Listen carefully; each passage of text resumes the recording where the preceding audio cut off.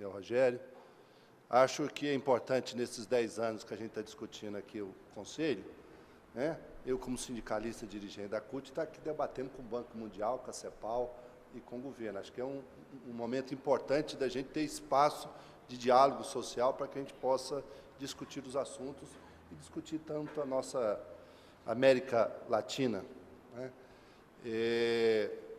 Acho que, nesses 10 anos, a gente tem muitos avanços, mas eu não poderia deixar de falar com a tristeza de não ter entre nós o Celso Furtado, que tanto lutou aqui por falar em CEPAL, né, a gente lembrar de Celso Furtado, que contribuiu muito sobre essa questão do desenvolvimento. Então, é um momento também de fazer uma homenagem a esse grande economista brasileiro, que foi o Celso Furtado. Acho importante também que o Conselho, nesse momento, após as manifestações, algumas manifestações que ocorreram, né, e nós que somos dirigentes sindicais, estamos aí, a CUT vai fazer 30 anos, e o conjunto do movimento sindical sempre esteve na rua, né, lutando para, vamos fazer 30 anos da greve geral de 21 de agosto de 83, quando o Estado brasileiro, a ditadura militar, como lembrou várias vezes aqui o ministro Marcelo Nery, intervia nos sindicatos e caçaram 5 sindicatos, direções de sindicato, em 1983, naquela greve. Foram os sindicatos bancários de São Paulo, os sindicatos metalúrgicos, já dos petroleiros de Paulínia, Mataripe e os sindicatos metroviários de São Paulo. Então, portanto, um momento importante. Nós queremos que o Brasil desenvolva, e os dados apresentados pela lista, é muito importante que a gente vê a questão do desenvolvimento. E nós queremos que esse desenvolvimento seja com um emprego decente. Está aqui a nossa representante da OIT, a Laís Abramo, né, da campanha que a OIT faz, né, sobre a questão do trabalho decente. Então, é importante que o nosso desenvolvimento incorpore o emprego decente, incorpora o desenvolvimento com sustentabilidade e a valorização da nossa economia regional e que não seja uma economia exportadora de matérias-primas. Então, acho que esse é um papel importante. E o Brasil não pode desenvolver separadamente do desenvolvimento da América Latina, dos demais países, porque, senão, nós vamos criar uma nova Europa, em que se desenvolve a Europa e tem a África e os outros países subdesenvolvidos. E nós vamos criar aqui o xenofobismo, o preconceito, a relação com os nossos irmãos e irmãs aqui da América Latina. Então, nós precisamos de ter uma integração, não só econômica.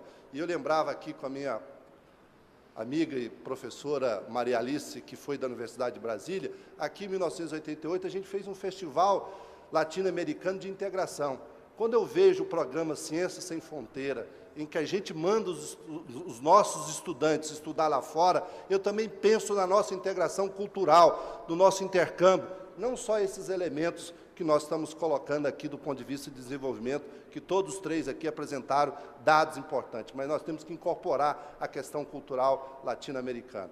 O nosso escritor paraguaio, Roa Basto, falava que a América Latina era 2 irmãs siameses e que, infelizmente, uma nasceu de costa para outra. Então, portanto, nós temos que fazer a integração da América portuguesa e América de língua espanhola e ter uma integração muito forte.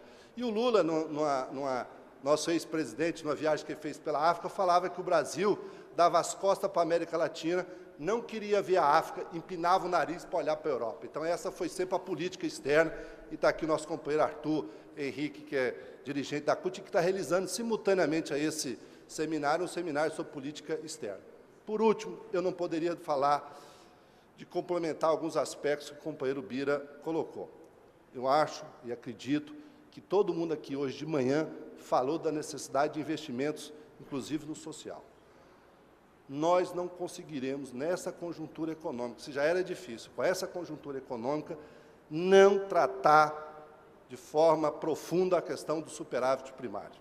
Eu não estou discutindo aqui o conceito de superávit primário, mas nessa crise, nesse momento, manter o superávit primário, no meu ponto de vista, é um equívoco da nossa política econômica, porque nós temos que todos os outros países têm medidas fortes, e por que nós não podemos, nesse momento, suspender, né, o superávit primário para pagar os juros e investir nos momentos econômicos importantes desse coisa. Eu não estou aqui discutindo, é mais complexa a discussão sobre superávit primário. Agora, nesse momento, nós deveremos tomar essa medida do ponto de vista. Simultaneamente a isso, acho que é um equívoco a política do nosso Banco Central de aumentar as nossas taxas de juros na política econômica. Então, portanto, esse dois binômios é exatamente o inverso que estava acontecendo, que a gente estava reduzindo as taxas de juros, deixando de pagar mais juros para os rentistas e